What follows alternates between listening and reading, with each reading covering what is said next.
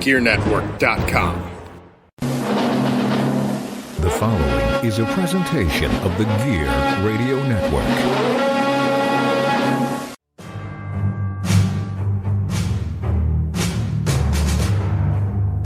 From wherever we decide studios, broadcasted live on iTunes, Spreaker, and worldwide, this is the Turnbuckle Talk Radio Podcast with your host, the producer, Pat G. The G stands for Gangsta. And now kick back and get ready for the eargasms.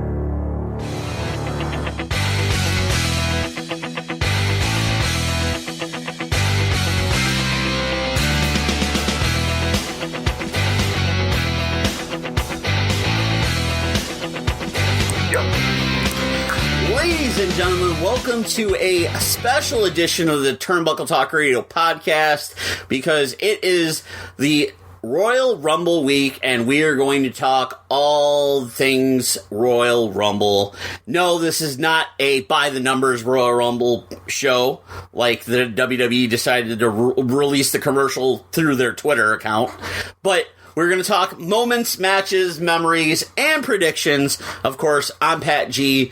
Along with Dan Fury, we are brought to you by Gear Network and, of course, GearNetwork.com, Turnbuckle Talk Radio Podcast. We're going to jump right into it. And every January starts the road to WrestleMania, basically, because the Royal Rumble comes. The Royal Rumble is one of the big four WWE pay-per-views, and starting probably early 90s-ish. I can't remember the exact one that started it. Maybe it was 93. The winner of the Royal Rumble wins the opportunity to face the heavyweight champion at WrestleMania in the main event. And a lot of people I know go out there and do the binge watch of all the Royal Rumble matches, because some of them are great, some of them are good, some of them are just terrible. But overall, the shows have their moments, they have their memories, and honestly, one of the first memories of the Royal Rumble I remember is 1992. Ric Flair, man. Yeah, I mean, that happened right here in Albany, New York at the then Knickerbocker Arena, which became the Pepsi Arena, which is now the Times Union Center. Yeah, I mean, it's changed gimmicks more times than Bray Wyatt in the last 2 years. But, I mean, it is, without a doubt, the beginning of the road of WrestleMania, and if I am not mistaken, it was 1993, you're absolutely right, when Yokozuna won and the opportunity to go against then champion Bret Hart in the main event of WrestleMania. And that took place in Las Vegas, Nevada, Caesar's Palace. There was the whole grand at that WrestleMania. WrestleMania 9. But let's go away from that.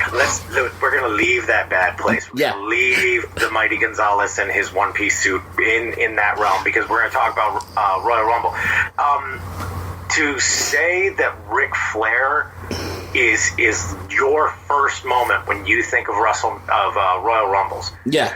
God, it is hard to argue the who's who of Hall of Fame legends that was in that Royal Rumble, let alone the fact that Ric Flair, who was a year prior around that time with WCW and was the flag bearer of that company for so many years, in the Crockett Promotions, came up north with the World Heavyweight Championship, Big Gold. Yep.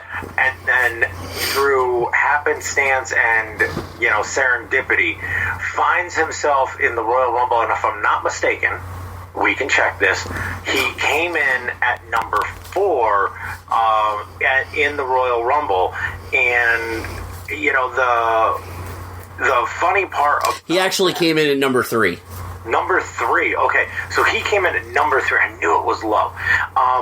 He came in at that pay-per-view at number 3, wins the damn thing, and just puts on now, mind you, his win was a little bit, let's just say, tainted, brother. A little bit. Little bit, brother. But it was with that tainted moment that we all thought as wrestling fans, oh shit, we know WrestleMania 8's main event. We see it. It's Hogan versus Flair for the gold. Oh shit. May not have happened, but hey, we thought we were going to get it.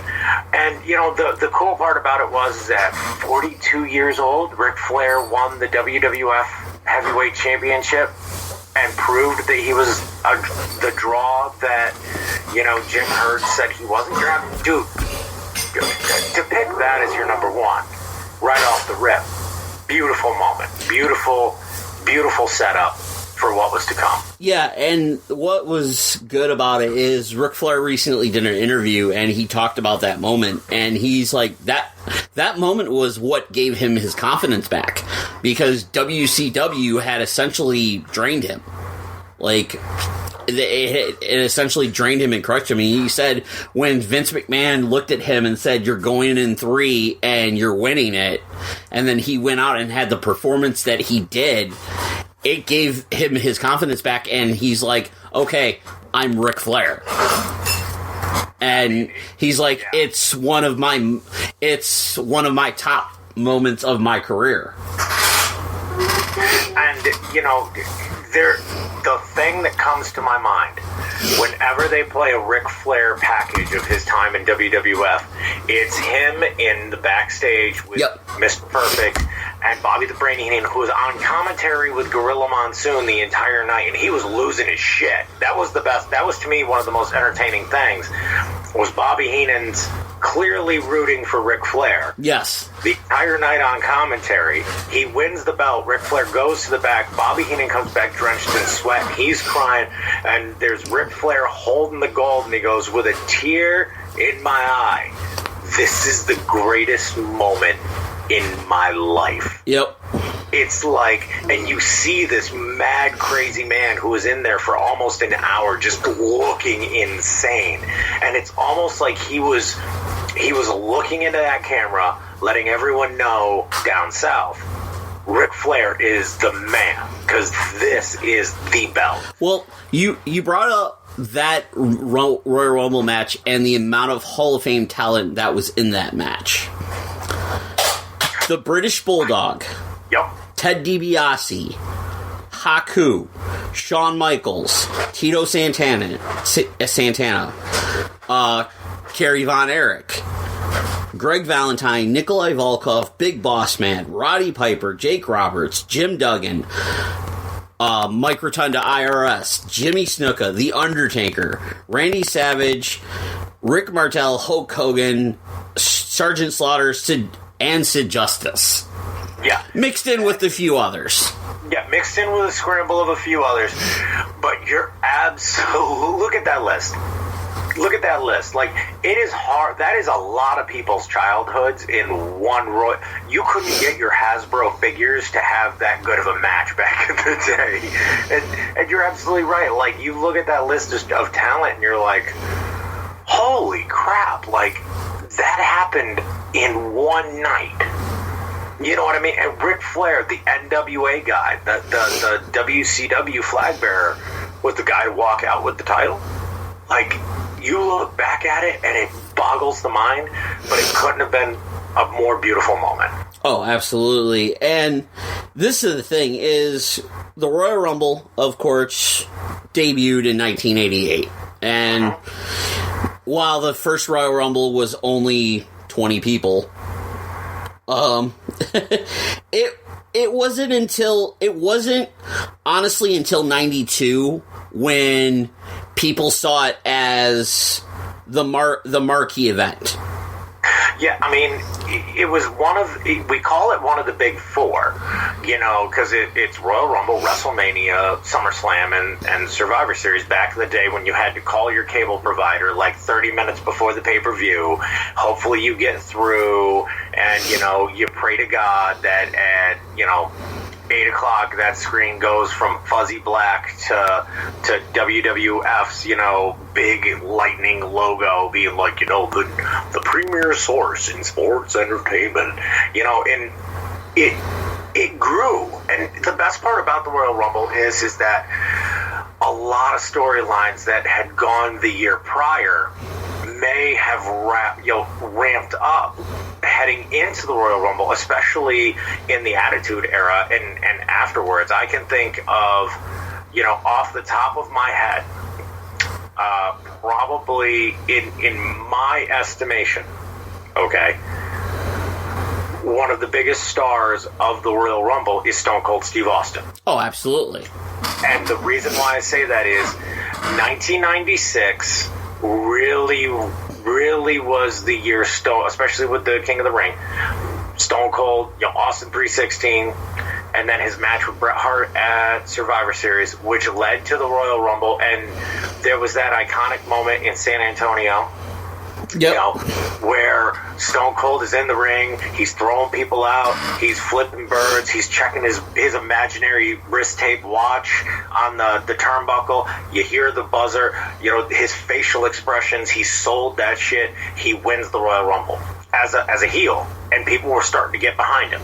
Okay, the next year, he is the biggest good guy in the company, the biggest face. He wins the Royal Rumble back-to-back years. Okay, the only previous person to do that was Shawn Michaels, 95, 96.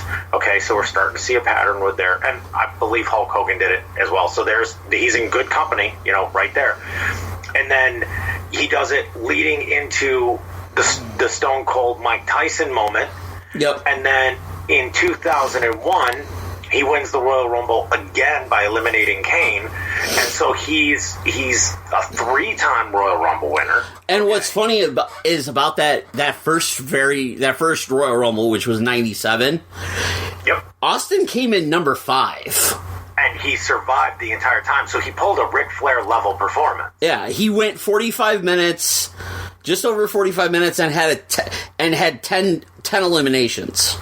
And the coolest part about that entire thing is that, you look back at Stone Cold, and mind you, in 2001, Stone Cold had just come back off the neck surgery after being out for, almost 10 months. He goes into Houston, into the Astrodome, against arguably the most popular and beloved star of the Attitude Era other than himself, The Rock. Yeah. A week after Vince McMahon buys WCW and a month after he acquires the rights to ECW. Okay, so this is the first time that WrestleMania broke 1 million buys, and it was Stone Cold Steve Austin, having won the Royal Rumble a couple months prior, leading the charge. Yeah, and what was great about that WrestleMania is most people say it was one of the greatest WrestleManias of all time, WrestleMania 17. I think it was just the perfect storm, because you had Rock Austin 2 for the title in the main event. You're just coming off of Vince McMahon purchasing WCW like the Monday before. Is when everything was like finally finalized, and the thing with the Royal Rumble is you had Steve Austin, who was greatly like your top guy for that whole Attitude Era, going out and having a hell of a match. And then on top of it, aligning himself with his mortal enemy. Yeah, and all of this, stuff like this is done at the Rumble. And in modern times, and I like to think of modern times as at 2001 after the Monday Night War. Yep. And okay, so you look at some of the people who have won the Royal Rumble since then. Randy Orton twice. I was there at the Royal Rumble 2009 in Detroit when Randy Orton won the title. But the thing I remember from that night was not necessarily Randy Orton closing out the show. It was the little vignette they did with Shawn Michaels and The Undertaker, which let you all know what was coming up for WrestleMania. And that's what they notoriously do. In modern times, Ronda Rousey showing up at the end of the first Women's Royal Rumble match. And that's the obvious, and it's weird to say we have all these Royal Rumble moments without mentioning, in my opinion, probably one of the biggest, and that is the first women's Royal Rumble, main eventing the Royal Rumble a couple years ago, and my girl Asuka coming out on top as the first winner. And then you have Asuka, you have Alexa Bliss, you have Charlotte Flair, and Rowdy Ronda Rousey all in the same ring together at the end of the show. Oh, yeah. I mean, it was kind of like, wow, like, what the F is going on in this universe that we now inhabit? But it was such a cool moment. And then, the man, Becky Lynch, winning the Royal Rumble, the Women's Royal Rumble last year, catapulting herself to the main event of WrestleMania last year against Rowdy Ronda Rousey and Charlotte Flair, and becoming, Becky Two Belts. Of course. The women have stepped out with their own Royal Rumble match. They have. And then of course you bring up last year's Royal Rumble, Nia Jax injecting herself into the man's Royal Rumble. And took probably, and I'm just going to put her over on this one, the best RKO. Oh, yes. Ever seen. Like, I'm sorry. Anyone who said, oh, well, he shouldn't have given her an RKO, clearly never watched China. Clearly. Okay? and I mean, I'm thinking in my head, I'm like, oh, please someone give her a stunner or an RKO. Boom! Okay, thanks, Randy. Yeah, and bringing up Randy Orton currently is the only active wrestler with two Royal Rumble wins. Yep. And has the possibility of tying Austin for the most Royal Rumble wins. Because the most Royal Rumble win matches, you have Austin with 3, Randy Orton with 2, John Cena with 2, Triple H with 2, Batista with 2, Michaels and Hogan with 2. Yep. But additionally, Orton has been in the final 5 remaining superstars of the match in 8 of his 11 Royal Rumble appearances. And one of the things that we have to mention is another statistic, which, I'm about to go there, people. Here's your warning, okay? Brock Lesnar may tie 2 other individuals this year. Yeah. Because, as was announced a couple weeks ago, Brock Lesnar is entering the Royal Rumble at number 1. Yep. And clearly plans on eliminating every person that won. Exactly. And then he would be the 5th person that won the Royal Rumble match, entering number 1 or number 2. Shawn Michaels in 95, entering number 1. Vince McMahon entering number 2 in 99. Yep. Thou who shall not be named, entering number 1 in 2004. Chris Benoit. That's why I did it the way I did it, because I knew you were going to say it. Yeah, and screw all that. I'm not afraid to say the name. I will say the name that shall not be named. It's not Voldemort, it's Chris Benoit. And Chris Benoit in 2004 entered the Royal Rumble at number 1. Yep. Won the Royal Rumble, and then went on to win WrestleMania 20 against Triple H and Shawn Michaels at Madison Square Garden. It happened. The belt wasn't floating on its own. Yep, it wasn't Venkit versus in a triple threat match. And then, of course, Rey Mysterio entering at number 2 in 2006.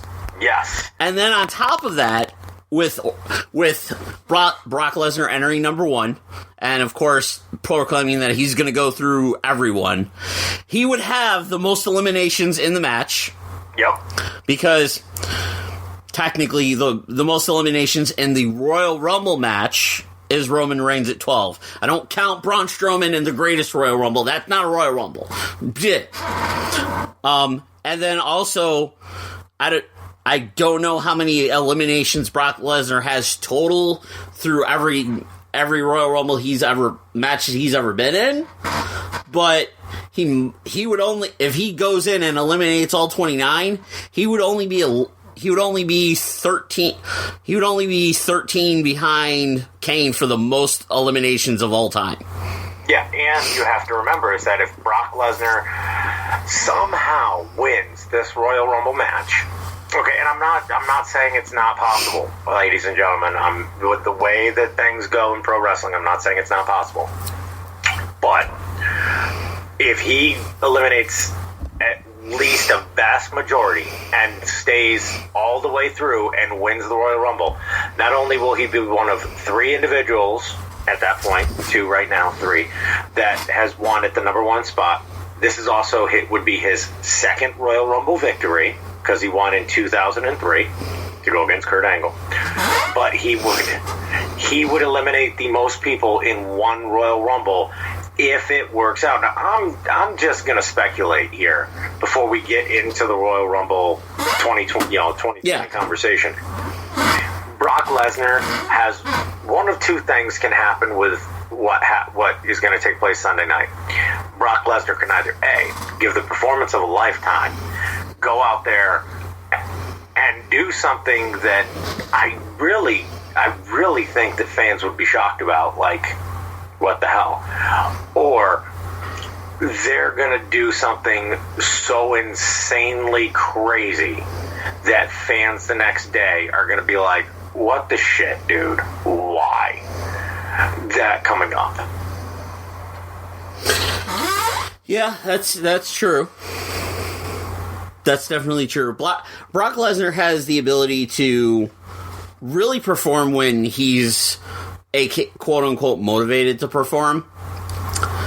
And I feel like the Royal Rumble would be his motivation to perform. The question before we go to the break is, who's going to be number 2? You know, before we go to the break, the saddest, sorriest son of a bitch on the roster that Vince is angry at that day. You know what? I'd have to agree with you. I'd have to... Whoever pissed Vince off that day is number 2. Oh, boy. Oh, yeah. I definitely can see that. Whoever has angered Vince McMahon, you're number 2. I don't care that you drew number 27.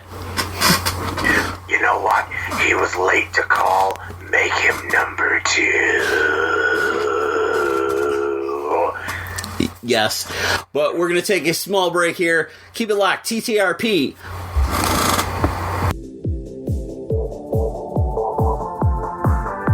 Ladies and gentlemen, it is Pat G from the Turnbuckle Talk Radio podcast. And no, we're not talking pro wrestling today, but we are talking sports hoodies, NFL, NBA, MLB, NHL, soccer, and much more. And this is brought to you by houseofhoodies.com, a new sponsor here at the TTRP. You can visit thehouseofhoodies.com and pick up your favorite team's merchandise. They have current players, former players, or you can customize your own hoodie, whether it be the NBA, NHL, MLB, and the NFL. After you're done shopping, use the promo code TTR Podcast and you will get 15% off your order. That's TTR Podcast for 15% off at thehouseofhoodies.com.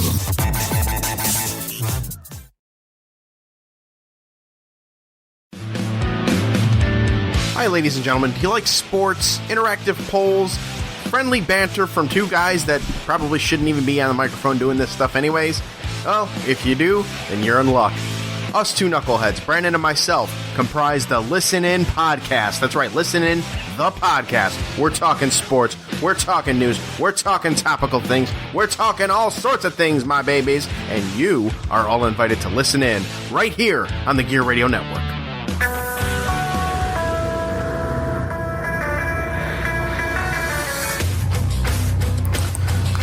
And we're back here, Turnbuckle Talk Radio podcast, talking about the Royal Rumble, and we've talked about Ric Flair in 1992, and of course Steve Austin and everything.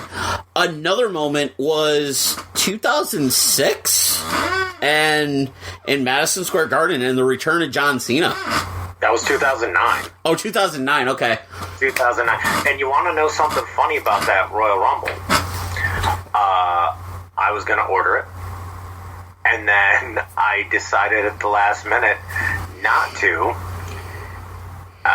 No, that was 2008. I'm sorry, it was 2008. Even I'm wrong sometimes. I decided not to at the last minute because I believe my exact quote was, "It's gonna be stupid whoever fucking wins anyway." And then John Cena returns. Yeah, and what was funny about that is nobody expected him to. No, that was, I know people who were in the Garden that night. Okay, I have a very close friend of mine who was there at the Garden. And his account of the situation was this. Everyone thought it was going to be like Big Show or something. Okay? Because rumor was Big Show was coming back. So yeah. Everyone just kind of assumed Big Show was going to... None of us knew about the Floyd Money Mayweather kind of deal. But he said everyone was there expecting, well, it's a Big Show. He said it went quiet. John Cena's music hit. Everyone around him freaked out and started cheering and being happy, and then they stopped and then realized it was John Cena and started booing. Wow. Like, that is the most fucking psychotic thing, that this dude tears his pectoral muscle off of the bone in October. Yep. Gets it reattached. Rehab. Gets fucking cleared by January. Comes out as a surprise in the Garden. You cheer for 5 seconds and then you're like, oh no, I cheer John Cena. It's like, I must boo. I am trained to boo at this point. Like, what? Boo this man who comes to save the day. It's like, dude, you're even more funny than that one. Okay, as far as Royal Rumble victories go. Okay, one of my favorite Royal Rumble victories of all time was when Undertaker won the Royal Rumble. Yeah. To me, I believe he entered at number 30. I believe it came down to Shawn Michaels and him, which was, the year, it was 2007. Okay, so we were a few years away from what was going to be the WrestleMania match of a lifetime, right?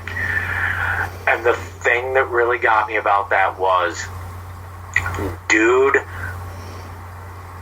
the moment he threw Shawn Michaels out, I thought, it's about goddamn time that The Undertaker won the Royal Rumble. That was my first thought. Like, I was so happy that The Undertaker finally won at the Royal Rumble.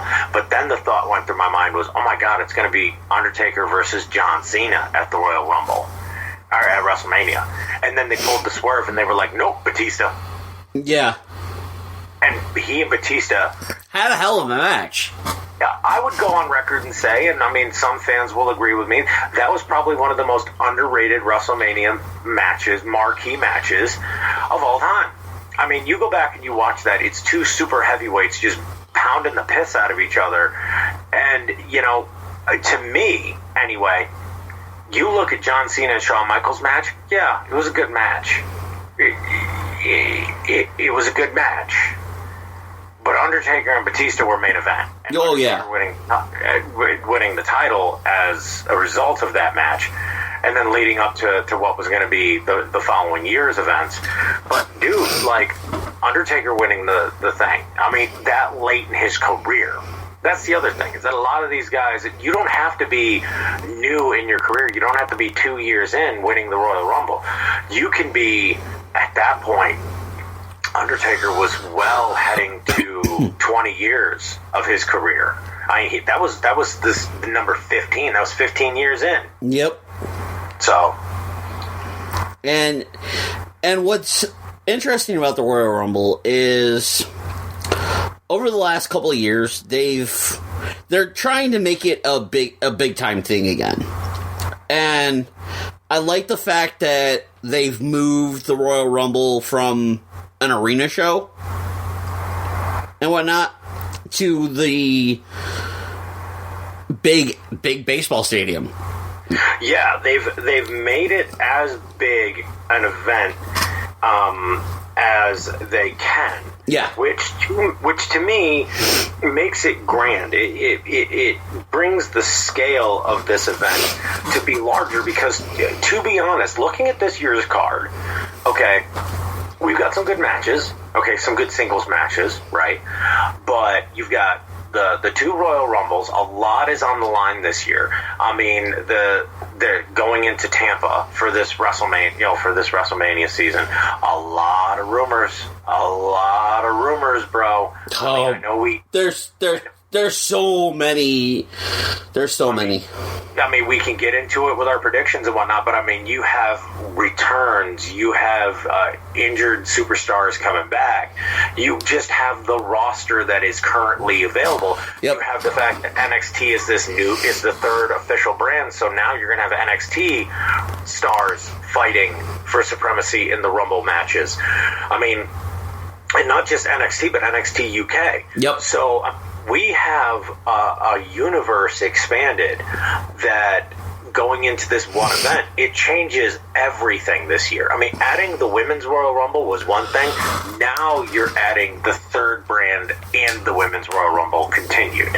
Oh, yeah, absolutely. And the thing is the Royal Rumble itself has great moments, and it has them good moments, and then it has like the hilarious moments and the oh my god moments, because you're going into a Royal Rumble this year that both Kofi Kingston and most likely John Morrison are going to be in.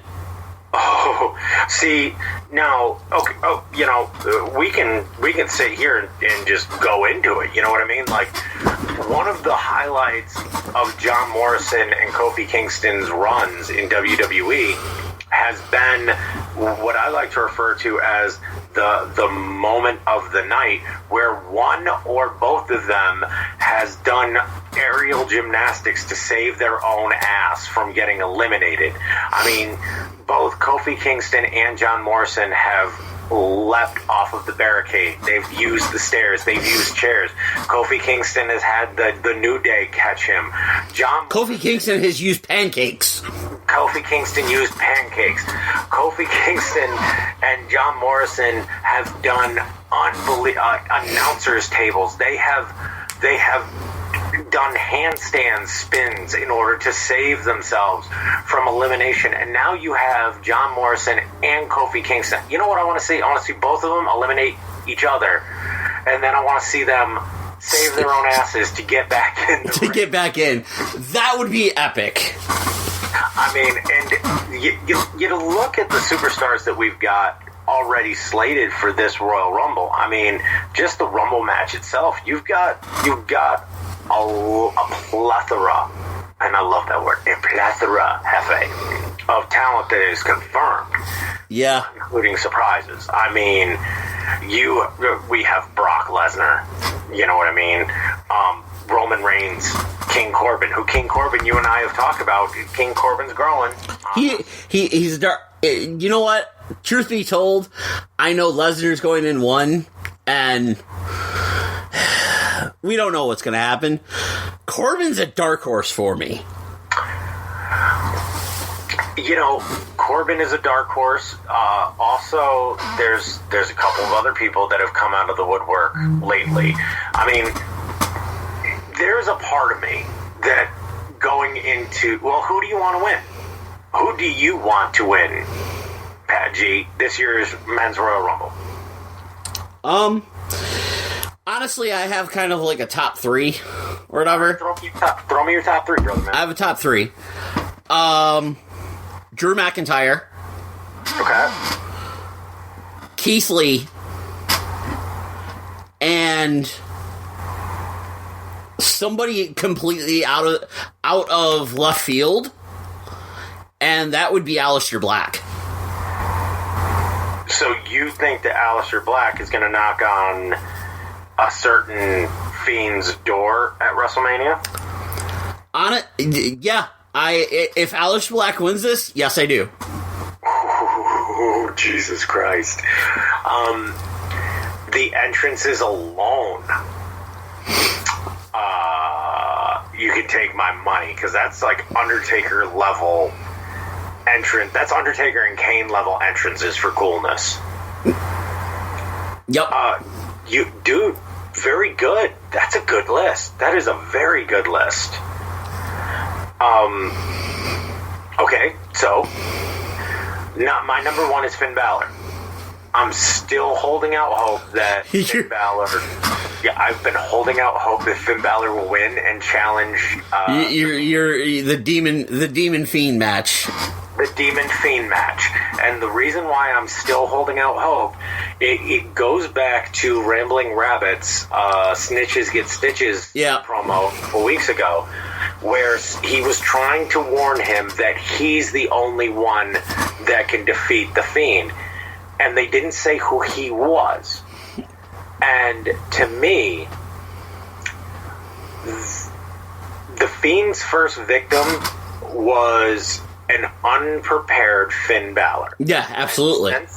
And since the Fiend's assault on Finn Balor, everyone that the Fiend attacks changes from bad to good, good to bad, hurt, heal, hurt. Yep.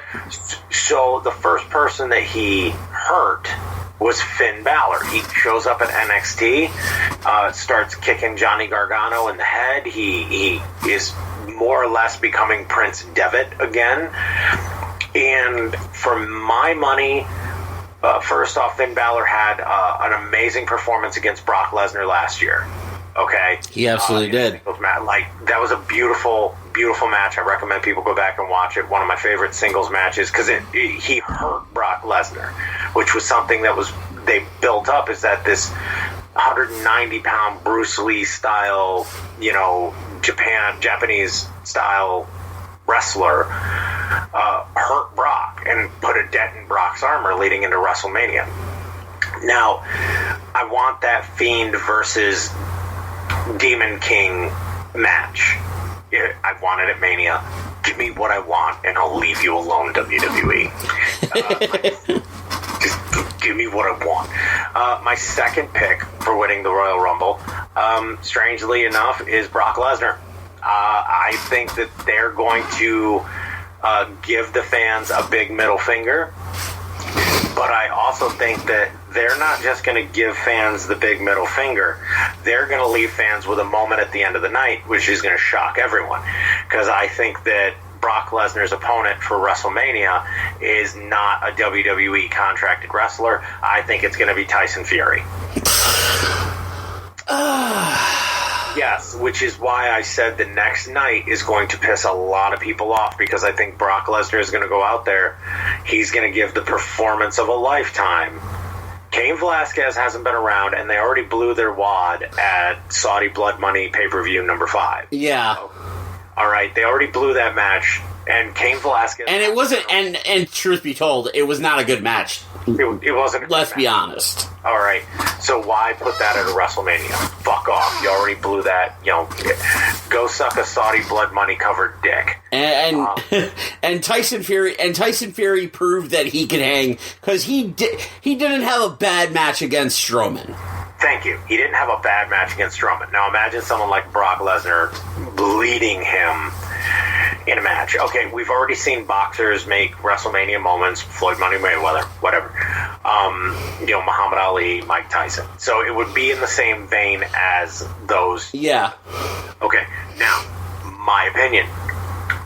Tyson Fury is in the best shape of his life. He is training like a fiend for the Wilder Fury 2 match. Yep, and the thing is with that match, a lot of people have said that Fury needs to win that match for the WWE to use him. Because Vince McMahon is not going to want to use a man that lost that match in a high-profile spot for WrestleMania. Yeah, I mean, that'd be like Andy Ruiz showing up. Yeah, so I'm going to say this now. If Tyson Fury wins that match when he faces Wilder, then, yeah, Fury versus Lesnar is definitely a possibility. If Fury loses that match, it's a non-starter. It's dead in the water. You might as well be special guest enforcer. Yeah. Okay, my wild card for the match Kevin Owens. Ooh. I think that KO, stun, Owens stun. I think KO is getting to... I would love to add Drew McIntyre to this list, but we're doing top 3. I think Kevin Owens is my dark horse pick. I think the prize fighter, Kevin Owens, going up against Brock Lesnar at WrestleMania. First and foremost, Kevin Owens has never faced Brock Lesnar. No, he hasn't. Okay. I believe that on the microphone, he versus Paul Heyman would be gold. And it gives you the quote-unquote guy who made his name elsewhere versus guy who is WWE product born and bred. Exactly. And it gives Brock Lesnar someone new to work with. Now, I don't think Kevin Owens is going to win, but, I mean, it could happen. Or Kevin Owens could win and then challenge The Fiend. I mean, who knows? But, I mean, I'm still holding out for Fiend versus Demon King, mainly because I just do not have any interest in the big dog versus The Fiend. I don't. I'm sorry. I mean, I don't care to see that match. No. We know what it's going to be. It's going to be just what happened with Seth Rollins. Yep. It's going to be 800 curb stomps, and he's going to sit up. And the only thing is it's going to be done at WrestleMania in Tampa, so they can just drive home after the event. You know, it's like, I don't want to see it. If they tease it during the match, great. But there's some other dark horses that we could see appear during this men's Royal Rumble match, and let's talk about one of them. He's a former Royal Rumble winner, Edge. Yeah, there's been a lot of talk about Edge being cleared to return to in-ring activity. Edge, to my knowledge, hasn't come out and said that he's not cleared. Nope. In fact, the closest that Edge has said anything was when the news broke, or allegedly broke. Edge tweeted no and no. Yeah. Edge is cleared and Edge is coming back to WWE. No and no. Well, no and no can mean a lot of things. You know, there have been a lot of wrestlers who have said, no, don't believe the rumors, and the next thing you know, like 2 months later, they're back. Yeah, he was a guy. I know he addressed it like a day or so ago. And I just pulled it up. He was a guest on Live on For Legs and discussed the recent rumors. He quickly shut them down. He's quoted as saying, "It's kind of funny to me, honestly, all these rumors happening that I've been to Pittsburgh and I've been cleared to wrestle again and I've signed a new contract and I have no idea where any of it came from. The last time I was in Pittsburgh, I had my wrist fused in 2013. I don't know." He went on to say outright that he was not signed to a new contract with WWE. I would love to go to Pittsburgh to see Pearl Jam for sure, but I haven't been there and I haven't signed a contract. I think I would know. I get like this again. I'll use Tsami comments saying, "You're coming back, you're signed a contract." I'm like, I really haven't. Oh yeah, that's what you'd say. I'm like, okay, whatever. Typical Edge.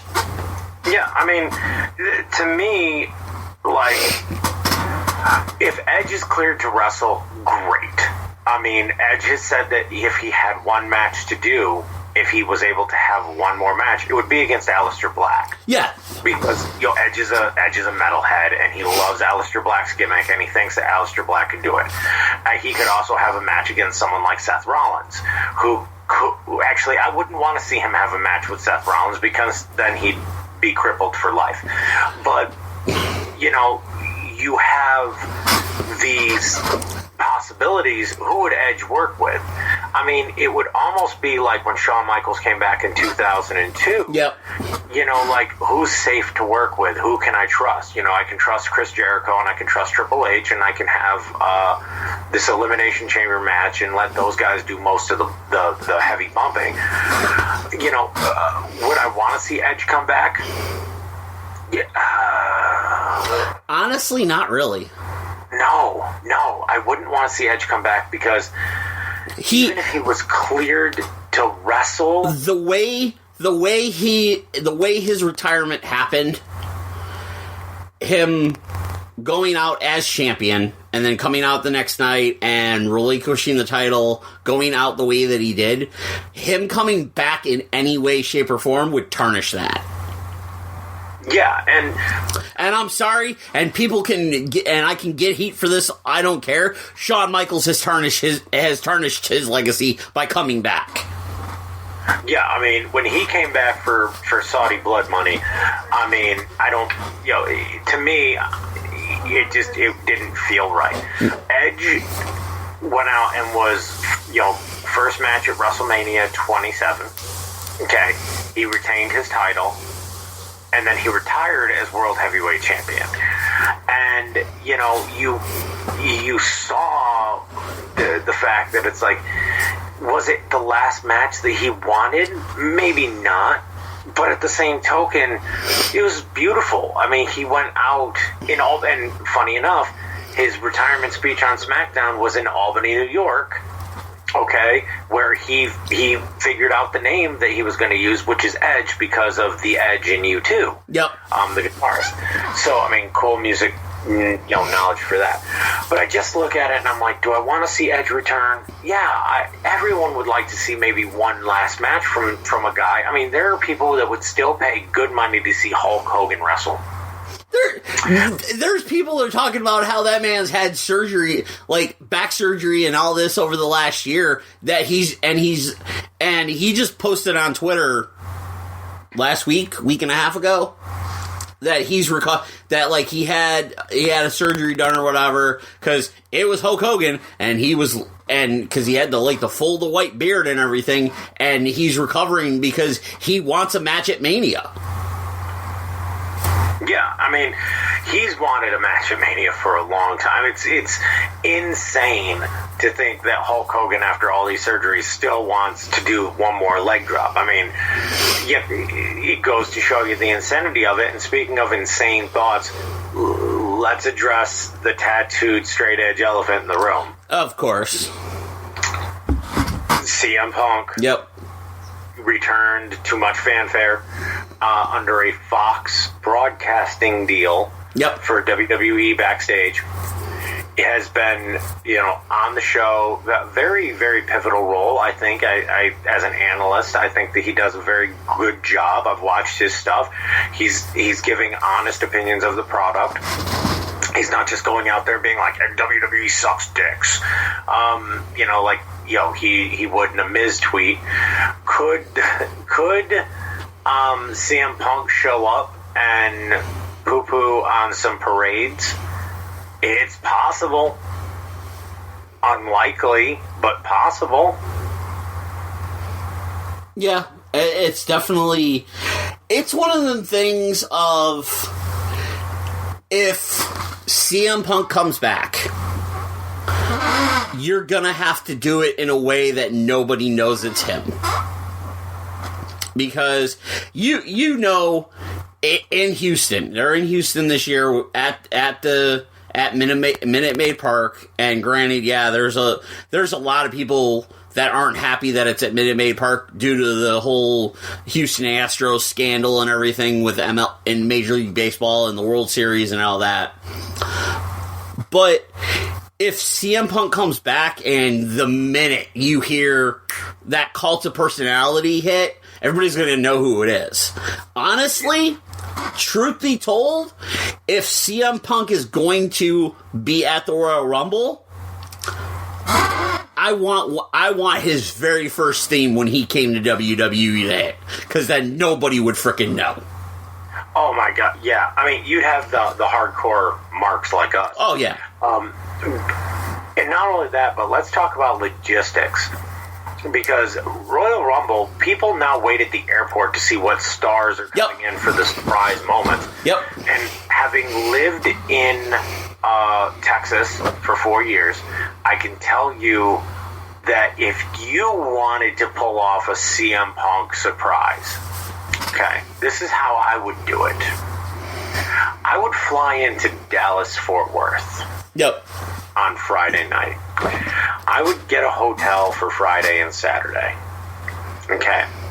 Now, Dallas to Austin is about 3.5 hours south. Austin to Houston is about 3.5 hours east. If I were they, I would have CM Punk leave his hotel at approximately 11:30 in the morning from Dallas. And I would have CM Punk make the drive all the way across Texas, down the interstate and over, to avoid fans waiting at the Austin or San Antonio or Houston airports. Yep. Thinking CM Punk is going to fly in. Because why the fuck would CM Punk drive 8 fucking hours almost through traffic and all that other shit to get driven into the backstage area and have the doors close in order to be a surprise? Do you know why you do that? Because it's CM fucking Punk, and that would be the only way that fans wouldn't know, is if he flew in, even fly him into Oklahoma City and drive to Dallas and then Dallas down. Or you know what? Honestly, and even to that, because I have family down in that area. Hell, you could direct fly him into Shreveport, Louisiana. Yeah, I didn't think of New Orleans. Or have him fly into... You could have him fly into Shreveport. You can have him fly into Baton Rouge. Because Baton Rouge to Houston is literally a straight shot across. So you're looking at probably 4 or 5 hours straight. 4 or 5 hours, 6 at most. Yeah, and it's a straight shot. Because then this way you avoid all the major airports. Because everybody knows what the man looks like. Yeah. You avoid you fly into the little nonsensical BS, B terminals, grab a rental, drive, whatever, and get him to the arena where the fans are in, everybody's in, nobody knows who's coming in through the back unless you work with WWE and everything. You keep them a secret because lately WWE's kind of been good about that thing. Yeah, oh my God, yes they have. They have become the masters of keeping shit hush hush. And you sit and like I said, you don't use Call to Personality because if the minute that beat drops, everybody's gonna know who it is. You go to his original theme. To me, CM Punk coming back for Mania. I mean, for one, who would he go against? We all kind of know who he'd go against. It would be Seth Rollins. Yeah. Because at this point in time, Seth Rollins has ripped off his T-shirt. He's ripped off the Messiah gimmick. Yep. He's basically done everything but call himself the best in the world and give the GTS. He's got the group, and now he has a follower in Murphy. Yeah. So to me, it's almost inevitable, especially considering Seth Rollins has been quite angry, since Punk's returned, and has been vocal on a lot of interviews about Punk's return and how he's just sitting on the sidelines judging everyone while he and other guys are out there night in and night out wrestling. Not going to argue that point. But at the same token, if you're bringing CM Punk in, first off, it needs to be a huge match. Secondly, please remember, this is a 41-year-old guy who hasn't wrestled since the Royal Rumble in 2014, the year Daniel Bryan won. Put this into perspective. When CM Punk last wrestled, there was no WWE Network. Yep. Okay, it's been that long. Yeah. The last time CM Punk wrestled was the Rumble when he lost the title. Yep. So you look back at he was in the Royal Rumble in 2014. He was eliminated by Kane. Yep. As a setup for WrestleMania against Triple H. But you look back at that night, that's the last time he was in a ring. A wrestling ring as far as a performer for WWE. Yeah. What can happen? Who knows? And then you have some surprises that could happen at the Women's Royal Rumble, because the Women's Royal Rumble itself has a lot of star-studded talent. And they've only named a few people. They still have... They've only named 4 people.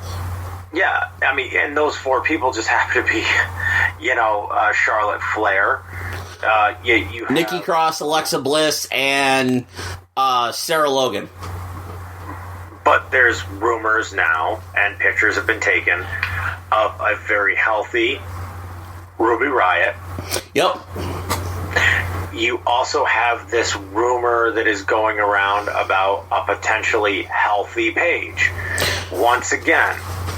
As well as Nia Jax has been seen at the Performance Center working and looking quite well after double knee surgery. Yeah, so let's take into account that one. I mean, okay, so here we go. I'm going to ask you, of all the women on the roster, who do you pick to win the Rumble? I know, I'm throwing the gauntlet down because I have my pick and it's going to shock the shit out of you.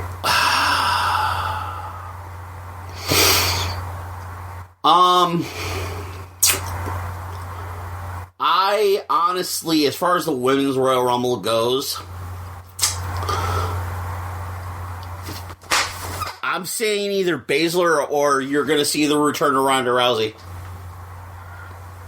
That's a good one. That's a real good one. Because I say Baszler because she's no longer needed in NXT. I'm sorry. Shayna Baszler, with the rise of Rhea Ripley, you no longer need Shayna Baszler in NXT to be the focal point of that women's division.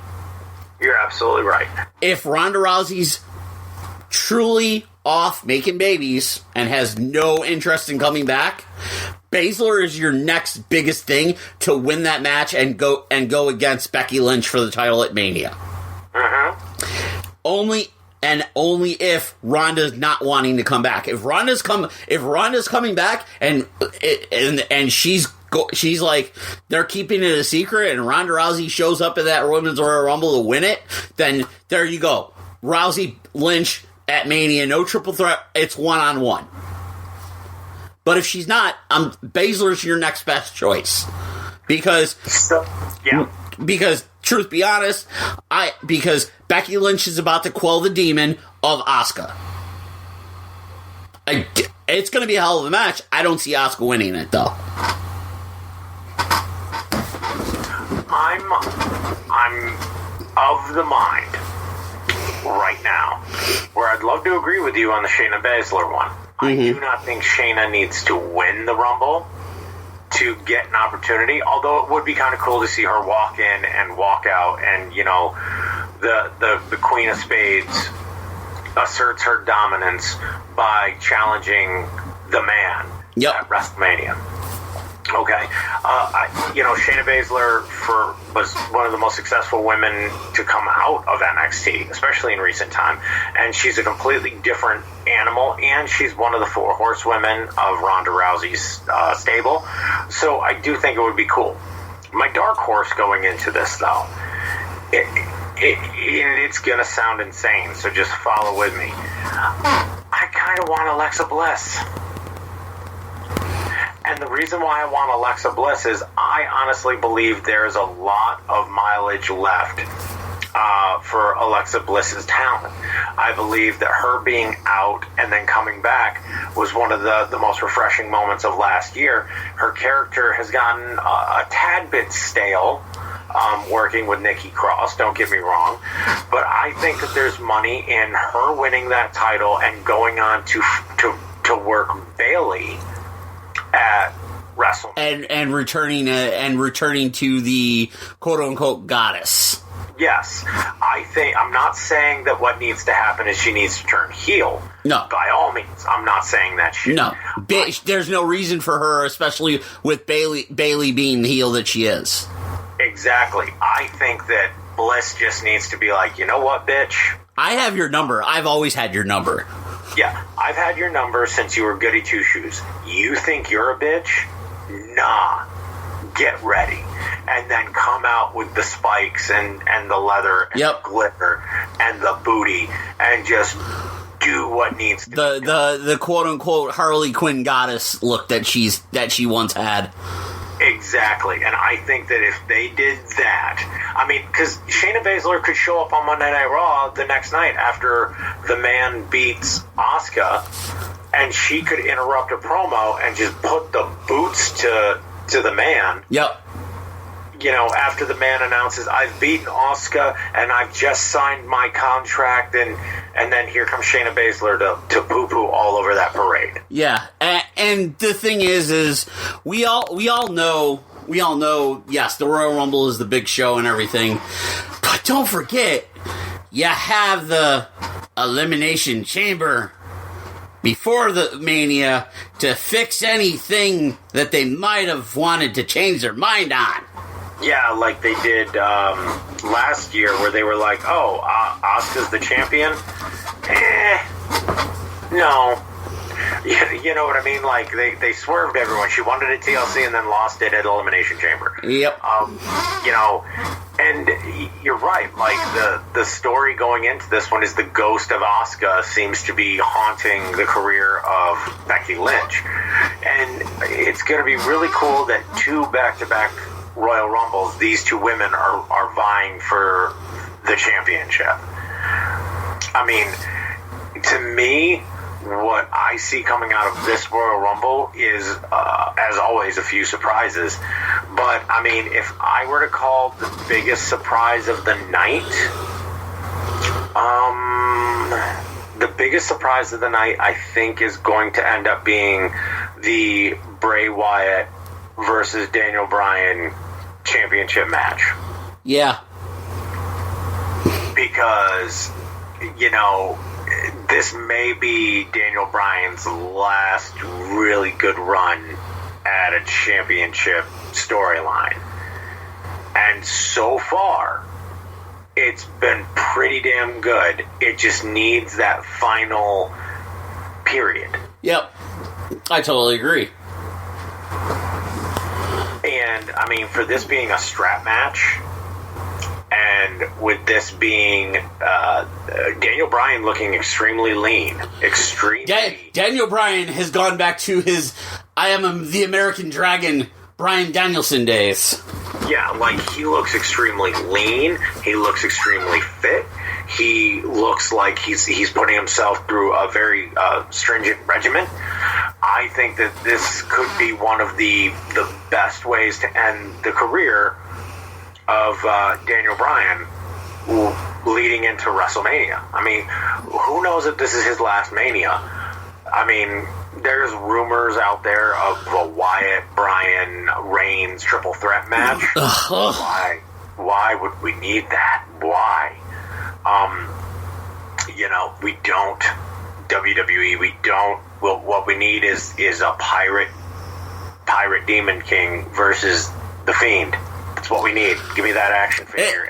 And if we're not going to have the Pirate Demon King, I want Aleister Black versus the Fiend.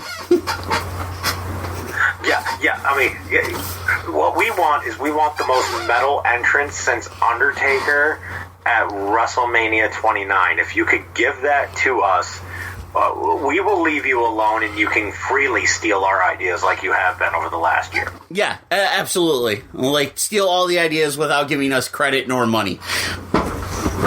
Or a replica belt, you sons of bitches. Yeah, there is that. I will say this. It's going to be interesting because, yeah, of course, the Royal Rumble is always that big show and everything. I think this year might be a Royal Rumble of surprises. Because in years past, you've kind of had have been able to have a general feeling of where they're going to go or what's going to happen at the Rumble. Because when they did the Women's Royal Rumble last year, you knew it was, and Becky lost the title, of course. Like, everybody knew Becky's going to find her way in the Rumble to win it. Like, and all that.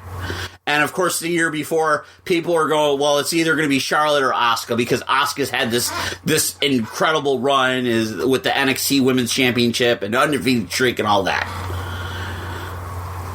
Like, and with the men, it's like, oh, it's Roman Reigns and whatnot. This year, the field's open as to what's going to happen. Yeah, very open. I mean, and that's one of the funny parts about it is it's like, you know, we have a dude who's called his spot. I'm number one. I'm leaving number one. Oh, okay. And it's a guy who you could honestly say, yeah, definitely. He could do that. He could do that. You have a lot of opportunities here for some really cool storylines, and like you said, you called it. If Tyson Fury wins his match against Deontay Wilder, then you know you have the match that has been rumored. Who knows what's going to happen at this point? It is going to be an exciting watch on Sunday. It definitely is. Not to mention, you have the Worlds Collide on Saturday, where it's NXT versus NXT UK. Which, that's going to be amazing as it is. Yeah, and I mean, I'm sitting here thinking to myself, you know, how could this weekend get any wilder? Well, I mean, there you go. You know, a massive opportunity to have the NXT kids, you know, destroy the universe. And more importantly than that, I mean, you look at the marquee for this weekend, I mean, Undisputed Era. Yep. I mean, not to mention with the fact that Matt Riddle has come out and said he might throw his hat into the Royal Rumble. Imagine Matt freaking Riddle coming out as number 2. Bro. Just saying. Bro. But also, there have been some jabs taken recently. My final thought for the Royal Rumble. Recently, a superstar by the name of Roman Reigns defended his crash pad for his hand. A fan called out a photo of Roman Reigns doing his pose. Yeah. With about a 2.5-inch piece of foam. Yep. Like, oh, big man needs a crash pad for his hand so it doesn't hurt. To which he replied that it's a steel ramp and he doesn't want to break his hand. I mean, he's not stupid. It's not like he's slamming his head into a steel door before walking out to wrestle. Yeah, I did see that. Back in August, before he obliterated Dolph Ziggler and made everyone regret watching Dolph Ziggler talk shit for so much weeks, Goldberg may or may not have confronted the King of Bros backstage. Yeah. At SummerSlam. Now, how cool would it be if Goldberg showed up as an entrant in the Royal Rumble? And what if the entire time we're thinking this, it's actually going to be Roman Reigns versus Goldberg at WrestleMania with a lead-up match of Matt Riddle versus Goldberg at TakeOver? Oh my God. Like, you know what? Perfect scenario. Lesnar's 1. Matt Riddle is 2. They're Number 3 hits. Goldberg music hit at number 3. Number 4, Roman Reigns music hits. Yeah, at this point, at that point, I'm like, okay, all right, Royal Rumble, I'm here for it all. Number 5 is R-Truth. I know. That's what it would. That's how the Royal Rumble goes. It's like the first 4 spots are like would be mega superstars, and then number 5 would be like R-Truth or Sin Cara. Not to mention, I want the 24/7 championship defended during the Royal Rumble match. Oh, hell yeah. Hell yeah. You heard it, WWE. We want a pinfall or 2 for the 24/7 time. Drake Maverick needs to win that belt back. Yes, he needs to consummate his marriage. That poor man still hasn't had any whoopee since losing that belt. No, he has not at all. Poor son of a bitch. Not to mention he's so distraught that he was hitting on other women. It happens. It happens when you're distraught. I mean, your brain doesn't think right. That's true. That's very true. But yeah, that's my. Oh my god. Yeah. What if honestly the whole build up let Lesnar comes out 1, Matt Riddle's 2, and then Goldberg's 3. I would be 100% cool with it. I'd be all right. Even gonna pretend. Not even gonna be mad. And then 4 is Roman Reigns. Not even gonna be mad at it, because then you literally have full circle. It is a circle because it goes round and round. It does. But on that note, we're going to end it there. For Dan Fury, I'm Pat G. This has been the Turnbuckle Talk Radio Podcast, TTRP. Keep it locked, and we will see you on the flip side. The Turnbuckle Talk Radio Podcast is brought to you by Gear Network and ShopGear.com. We can be listened to via Spotify, iTunes, iHeartRadio, and everywhere else you can get your podcasts. The TTRP introduction was done by Trevor Dugan. The show is hosted by Patrick Gancheski and Daniel Roberts. Post-production of the TTRP is done by Patrick Gancheski and John Cimino. If you'd like to follow us via social media, you can search Turnbuckle Talk Radio Podcast on Facebook. You can follow us at Twitter by using the name Turnbuckle_Talk. Or if you have questions or concerns, you can reach us via email at turnbuckletlkradio@gmail.com. We'd like to thank you for listening to the Turnbuckle Talk Radio Podcast, downloading our episodes, following us on social media, and interacting with us. The preceding presentation has been brought to you by the Gear Network.